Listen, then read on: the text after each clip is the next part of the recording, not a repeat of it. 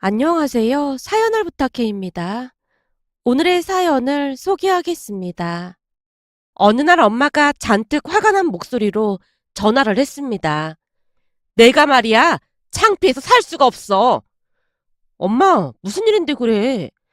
양서방 말이야, 진짜 너무한 거 아니니? 그날따라 격양된 목소리로 엄마가 외쳤습니다.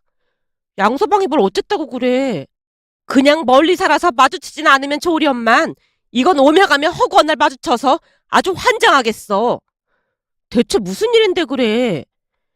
잠시 우리 가족 소개를 하자면 어쩌다 보니 우리 부부는 친정 가까이 살고 있습니다.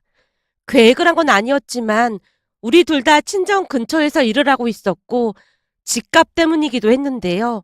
결혼 전 아빠가 먼저 말을 꺼냈습니다. 요즘 집값이 어마어마하다고 하는데 니들 할머니가 살던 집을 수리해서 살다가 돈 모아서 집을 사는 건 어떻겠냐? 어차피 이 동네에서 니들 회사까지 멀지도 않고 괜찮을 것 같은데. 아, 그것도 괜찮겠다. 할머니 집이 2층 집이라 예쁘게 수리하면 살기 편할 것 같기도 하고. 그래. 그 집은 니들 명의로 해줄 테니까 그렇게 하던지.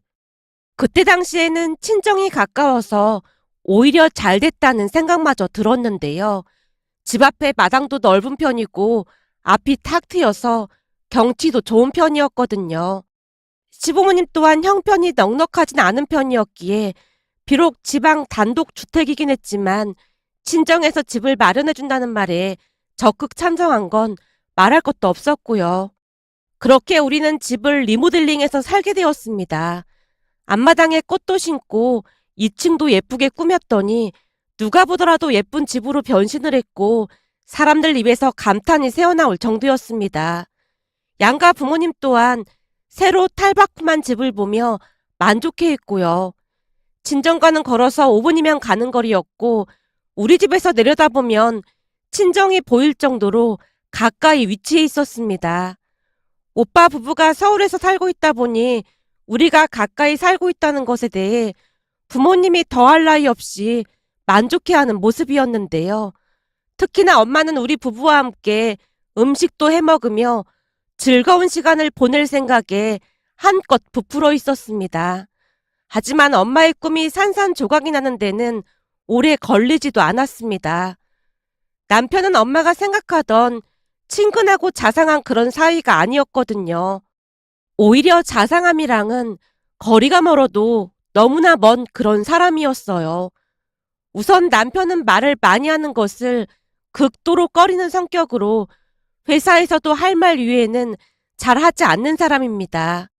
시댁 가족들하고도 몇 마디 안 하고 지냈다고 하니 더 이상 설명이 필요 없을 것 같네요. 가끔 시어머님이 전화로 제게 남편의 안부를 묻곤 했어요. 예, 양씨 아저씨는 잘 지내고 있는 거니? 저기 말이다. 양씨 아저씨한테 시간 나면 집에 한번 들르라고 해라. 시어머님이 대놓고 농담식으로 말을 했습니다. 시어머님이 남편을 부르는 호칭은 양씨 아저씨였고 우리 엄마는 남편을 안녕하세요라고 불렀는데요. 남편이 워낙 말이 없다 보니 동네 아저씨보다 못하다는 의미로 시어머님은 양씨 아저씨라고 불렀고 우리 엄마는 나름의 사연이 있기에 안녕하세요라고 불렀습니다. 그리고 그날도 역시나 잔뜩 화가 난 목소리로 엄마가 불만을 토로했습니다. 내가 오늘 안녕하세요 때문에 얼마나 망신을 당했는 줄 알기나 해? 엄마, 안녕하세요라고 부르지 말라고 했잖아. 내가 안 그렇게 생겼어? 아니 살다 살다 별일을 다 겪네 그래. 왜? 무슨 일인데 그래? 그이가 또 무슨 잘못했어? 라는 제 물음에 엄마가 열변을 토하기 시작했습니다. 엄마 말에 의하면 친구분들과 한 식당에서 식사를 하고 있었다는데요. 누군가 엄마 옆을 지나가면서 인사를 하더랍니다. 안녕하세요. 그래. 식사하러 온 건가? 예. 라며 남자가 엄마를 지나친 채 자리에 가서 앉았고 엄마 친구분이 물었답니다. 누구야? 누군데 인사를 하는 거야? 우리 사위야. 뭐? 사위? 그러니까 저 사람이 사위란 말이야? 맞아, 우리 사위야. 근데 무슨 사위가 장모를 남대하듯 해? 대부분 사위들은 장모를 보면 반갑게 인사를 하거나 좀 살갑게 굴고 그러지 않나? 지금 니네 사위 행동은 동네 아줌마한테 하듯 행동하는 게 좀 이상하잖아. 그게 우리 사이가 좀 무뚝뚝해서 그래. 조금은 창피한 마음이 들어 엄마가 급히 변명을 했다는데요. 아무리 말이 없어도 그렇지. 너무하잖아. 이건 대놓고 널 무시하는 행동이잖아. 무시는 무슨 무시를 한다고 그래. 그냥 성격이라니까. 저게 무슨 성격이야. 아주 예의를 반 말아먹은 거지. 딱 봐도 장모를 무시하는 게 보이는구만.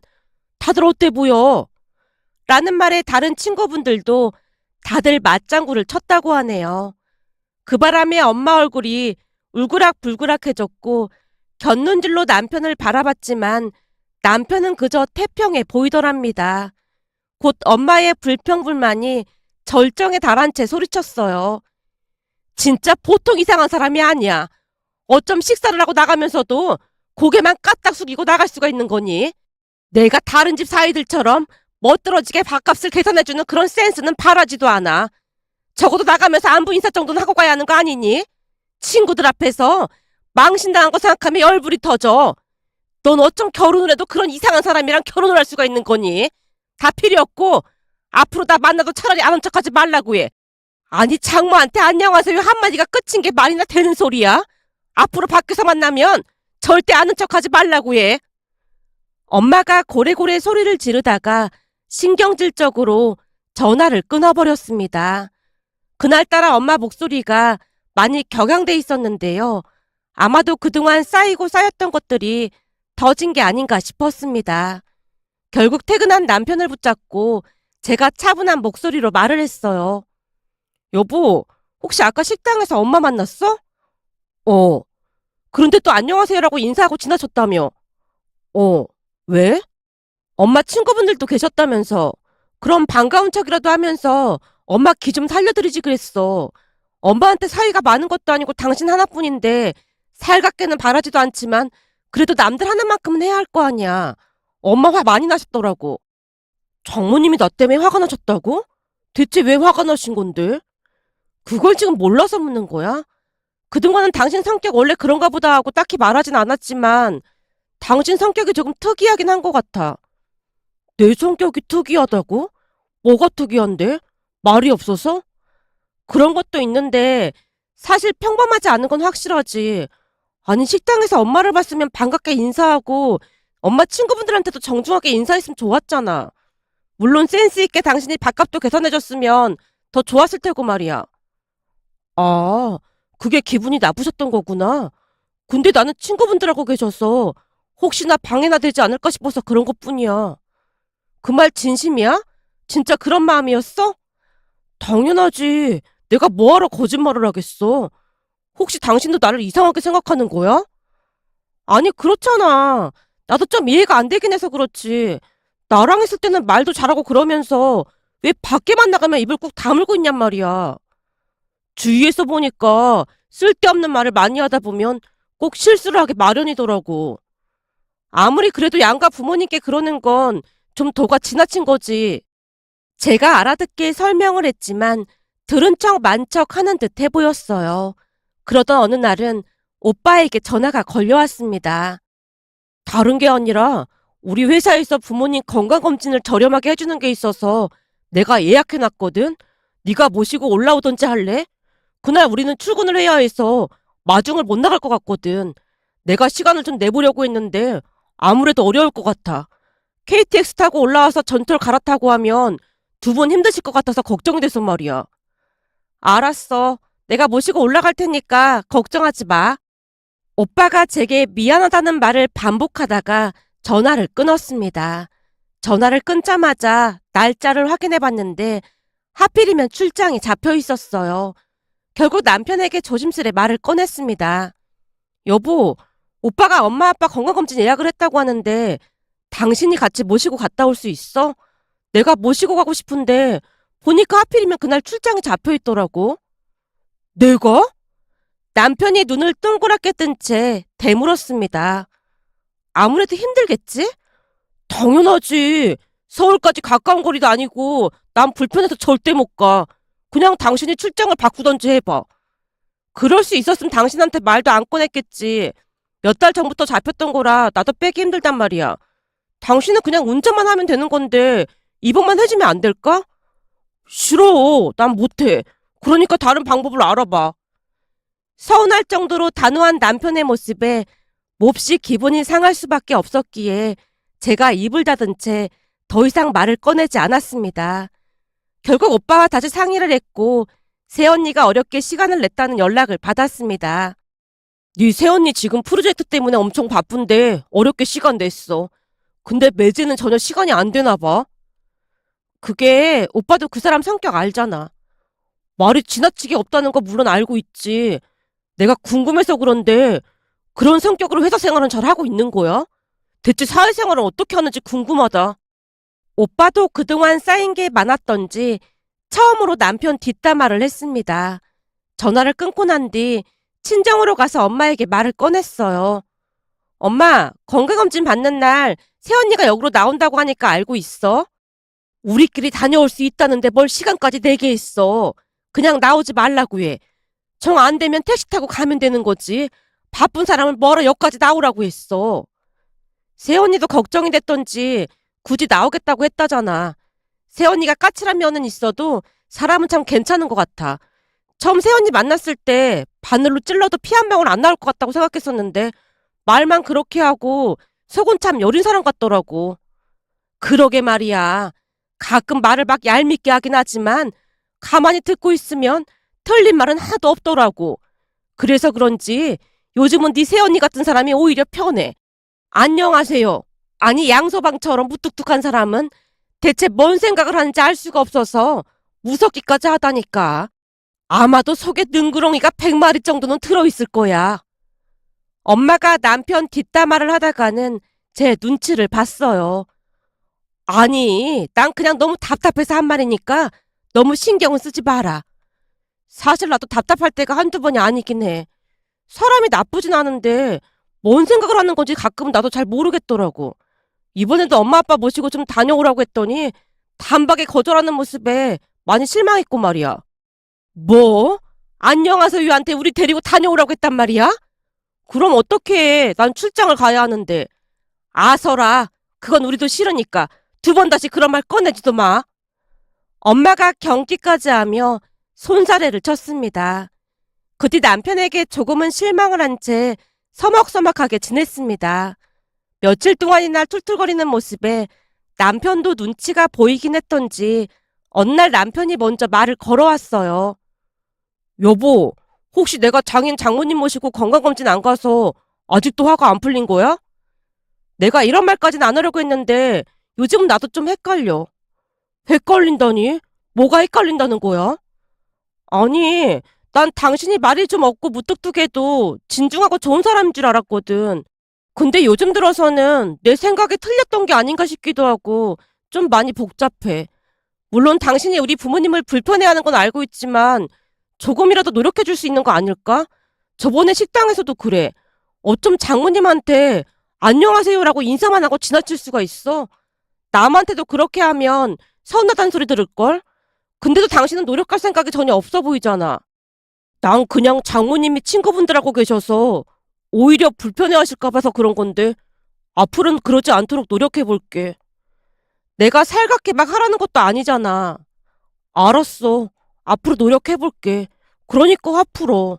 그리고 장인 장모님 모시고 건강검진을 안 갔던 건 내가 말이 많은 편도 아닌데 오히려 두 분이 불편해하실까 봐 그랬던 거야. 차 안에서 몇 시간씩 대화하고 그럴 용기가 나질 않더라고. 그치만 앞으로 노력해 볼게. 라며 남편이 쑥스러운 표정으로 사과를 했습니다. 그 뒤 남편은 부모님께 좀 더 살갑게 대하려 노력했는데요. 그 모습이 여전히 어색하기만 했습니다. 어느 날 엄마가 불러서 갔더니 사색이 된 채 말을 했어요. 예, 안녕하세요. 아니지. 양서방 요즘 왜 그러는 거니? 양서방이 뭘 어쨌는데. 아니 요즘 안녕하세요 대신 멘트가 바뀌었어. 아, 내가 한 소리 했더니 노력한다고 했거든. 나름 노력 많이 하고 있으니까 예쁘게 좀 봐줘. 멘트가 바뀌었다는 말에 남편이 노력을 하고 있다는 생각이 들어 뿌듯한 마음에 자랑하듯 말을 했는데요. 얘, 그냥 예전대로 그 안녕하세요만 하라고 해. 내가 민망해서 얼굴을 못 들겠어. 열심히 노력하는 사람한테 왜 그러는 거야? 그냥 그 노력하지 말라고 해. 요즘 마주칠 때마다 양서방이 뭐라고 할지 걱정이 돼서 스트레스가 이만저만이 아니야. 그게 무슨 말이야? 대체 그 사람이 뭐라고 하는데 그래? 엄마가 워낙 심각한 표정으로 말을 하고 있었기에 영문을 모르겠다는 듯이 제가 물었는데요. 엄마가 양미간을 잔뜩 찌푸리며 대답했습니다. 말도 마. 갑자기 막 다가와서 얼굴을 코앞까지 들이밀고는 아주 심각한 표정으로 장모님, 오늘은 꽃보다 아름다우십니다. 라고 하잖니. 정말? 정말로 그랬단 말이야? 거봐, 내가 뭘 했어. 엄청 노력한다고 했잖아. 제가 신이 난 채 호들갑을 떨어댔는데요. 순간 엄마가 제 등짝을 날리며 소리쳤습니다. 네가 지금 웃을 때가 아니라니까. 생각해봐라. 갑자기 나타나서 다짜고짜 장모님, 꽃보다 아름다우십니다. 이러는데 진짜 온몸에 소름이 돋았다니까. 거기다 표정은 무슨 어디 끌려가는 사람처럼 그런 표정으로 억지로 그러고 있는데 같이 있던 사람들이 다들 미친 사람 보듯 했단 말이야. 그러니까 그냥 아무 짓도 하지 말고 평소 하던 대로 하라고 해. 아니다. 그냥 밖에서 만나면 아는 척 하지 말고 그냥 지나쳐 가라고 해. 너 꼭 그렇게 전해야 한다. 엄마가 몇 번이나 신신당부를 했습니다. 하지만 노력하는 남편에게 차마 그런 말을 할 수가 없어 그냥 모른 척하고 말았는데요. 남편은 나름 책까지 사서 읽으며 노력하는 모습이었거든요. 그렇게 시간이 얼마나 지났을까요? 어느 날 엄마가 다급한 목소리로 전화를 걸어왔습니다. 얘, 아빠가 교통사고가 나서 지금 병원에 입원했어. 뭐? 교통사고? 많이 다친 거야? 사고가 꽤 크게 났는데 그나마 다행히 다리랑 팔에 깁스만 하면 된다더라고.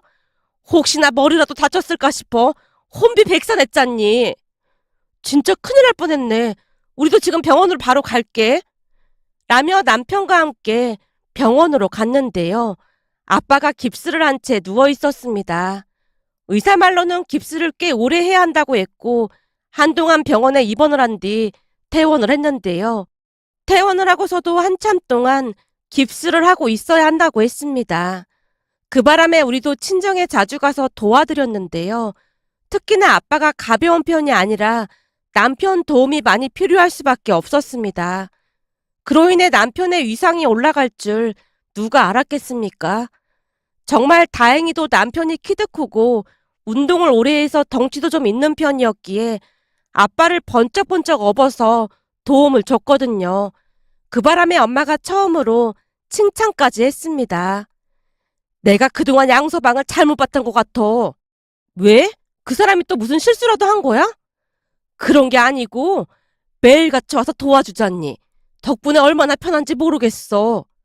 라는 말까지 했으니까요. 그러던 어느 날은 충격적인 일이 일어났습니다. 그날은 주말이라 남편이랑 마당에서 커피를 마시고 있었는데요. 부모님 집을 바라보던 남편이 벌떡 일어나서 외쳤어요. 저기 검은 연기 나는 집, 어머님 아버님 집 아니야? 뭐? 진짜? 남편의 말에 저도 놀란 채 벌떡 일어났고 급히 뛰어내려갔는데요. 가까이 가서 보니 현관문 쪽에서 연기가 점점 거세지고 있었습니다. 그 바람에 동네 사람들이 몰려들어서 걱정스레 말을 했어요. 우리가 119에 전화는 했는데 집안에 사람이 있는 것 같은데 큰일이네. 불길이 거세서 들어가질 못하겠지 뭐야. 어떡해. 제가 발만 동동 구르고 있었는데요. 순간 마실 갔던 엄마가 뛰어와서 통곡을 했습니다. 어떡한다니. 네 아빠 안방에서 자고 있는데 내가 들어가 봐야겠다. 어머님, 잠깐만요. 남편이 엄마를 말리며 마당에 있는 수돗물을 틀더니 호스로 온몸에 물을 뿌리고는 집 안으로 뛰어들어갔습니다. 아니 저 사람 저거 어쩌려고 그래. 저 불길에 저길 뛰어들어가면 어떡해. 동네 사람들이 걱정스레 다들 한마디씩 하고 있었고 엄마와 저도 남편을 말렸지만 남편은 이미 집 안으로 들어갔는데요. 그렇게 잠시 후 남편이 아빠를 들쳐업고 밖으로 나왔습니다. 의식을 잃은 아빠를 남편이 계속해서 심폐소생을 했습니다. 그러던 중 119 구급대원들이 도착을 했는데 순간 아빠의 의식이 돌아왔는지 아빠가 몇 번 큰 기침을 하더니 괜찮다고 손을 흔들었습니다. 양서방, 자네가 창인 목숨을 구했구만. 고맙네, 고마워. 어디 다친 곳은 없나? 머리는 왜 그런 건가? 엄마가 말을 하며 남편을 살폈습니다. 앞이 잘 안 보여서 머리를 좀 부딪히긴 했는데 괜찮습니다. 세상에 이를 어째 찢어졌잖아. 엄마 말에 남편 얼굴을 보니 꽤 많이 다친 모양으로 출혈이 심해 보였습니다. 급히 지혈을 했고 아빠와 같이 구급차를 타고 병원에 갔는데 남편은 이마를 꽤 많이 꼬매야만 했습니다. 그 모습을 보며 엄마가 눈물까지 흘리며 미안해했고요. 양서방, 고맙네, 고마워. 자네 아니었으면 진짜 큰일 날 뻔했구만. 세상에는 어떤 사이가 그 불길에 장인을 구하겠다고 뛰어들겠나. 정말 고맙네. 아닙니다. 그래도 아버님께서 괜찮다고 하시니까 정말 다행입니다. 남편이 배시시 웃고 있었는데요. 그 뒤 남편은 그동안의 오명을 씻고 우리 동네 슈퍼맨으로 거듭났습니다. 모이기만 하면 동네 사람들이 남편 칭찬을 하느라 바빴거든요. 이래서 말만 많은 사람보다는 말은 없지만 진중한 사람이 최고인 거야. 아니 그 불길을 뚫고 장인을 구하겠다고 뛰어드는 사이가 세상에 몇이나 되겠냐 그 말이야. 그렇고 말고 그건 자식이라기도 힘든 법이지. 우리 남편도 들어가 보려고 했는데 무서워서 엄두도 못 냈다고 하잖아. 근데 거길 뚫고 들어가서 장인을 들쳐업고 나왔으니 정말 대단한 거야. 라는 말을 두고두고 했으니까요. 덕분에 남편은 친정에서 귀인 대접을 받고 있는데요. 어느 날 본가에 내려온 오빠가 남편에게 고급 낚싯대까지 선물하며 고마움을 전했습니다. 매제, 정말 고마웠어. 우리가 이 은혜 절대 안 잊을게. 아닙니다. 제가 한 게 뭐가 있다고요. 한 게 없긴 왜 없어. 우리 아버지 생명의 은인인데 의사 말이 연기를 조금만 더 마셨으면 큰일 날 뻔했다고 하더라고. 정말 고마워. 매제가 가까이 있어서 얼마나 든든한지 모르겠어. 고모부, 정말 감사합니다. 새언니까지 감사 인사를 하는 모습에 쑥스러움이 많은 남편이 어쩔 줄을 몰라 했지만 나름 싫지는 않은 모양으로 얼굴에 미소가 가득했습니다. 그리고 그 뒤부터 가족 누구도 말수가 적은 남편에 대해 왈가왈부하지 않았습니다. 오히려 진중한 사람이라는 칭찬만 오갔으니까요. 그러던 어느 날은 엄마가 전화를 해서 신이 난 목소리로 말을 했습니다.